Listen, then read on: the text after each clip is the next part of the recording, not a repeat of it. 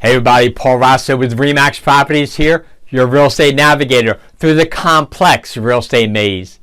Hey, there are many potential home buyers that I meet with that think that saving for their down payment is enough to buy their dream home. They are often not aware of or forget about also saving for the amount of money needed for closing costs, escrows, and reimbursements. So here's a list of just some of the fees that may be included in your closing costs. First, you have the appraisal fee, and then the credit report fee.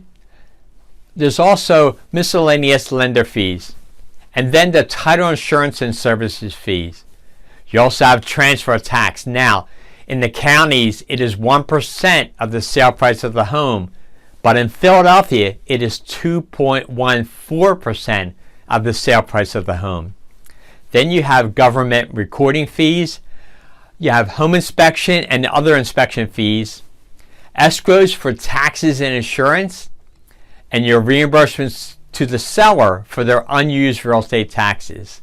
Now, I ran the closing cost estimates for 2 houses just to give you a feel on the approximate amount of closing costs needed to buy a home.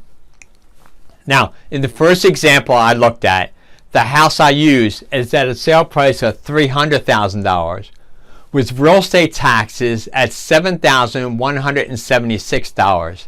Now, assuming an FHA mortgage with a 3.5% minimum down payment, the down payment on the house would be $10,500.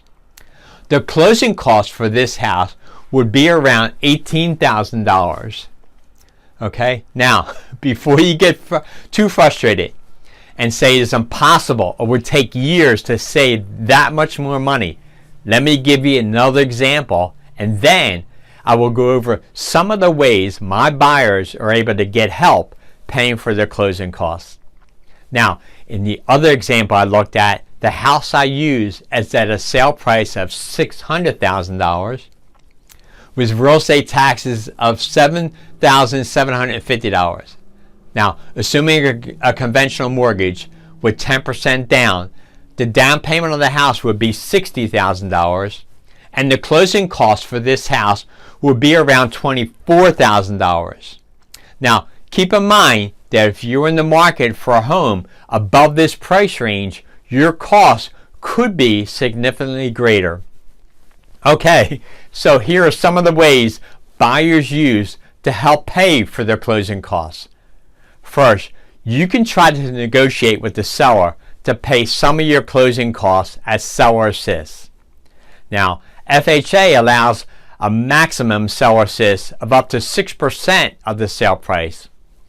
On conventional mortgages, generally a seller can pay seller assist of 3% of the sale price, but some programs allow up to 6% depending upon the down payment or other circumstances.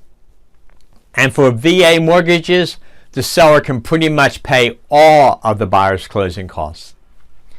Second, your mortgage company may be able to assist you with paying some of your closing costs depending upon the circumstances, but this may affect the interest rate you pay. Third, you could get gift money from a relative to use towards closing costs. The gift funds may be subject to certain circumstances. And fourth, from time to time, there are special mortgage programs offered through banks, lenders, communities, and government organizations that can assist you with your closing costs.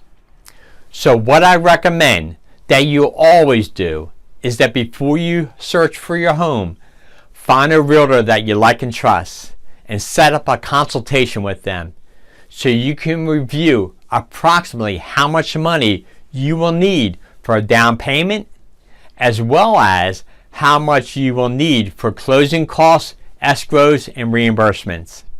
Now, if you would like to discuss more about closing costs or how much closing costs could be for the price range and the area you have in mind, feel free to reach out to me by private message or call or text me at 215-778-9400. 9687.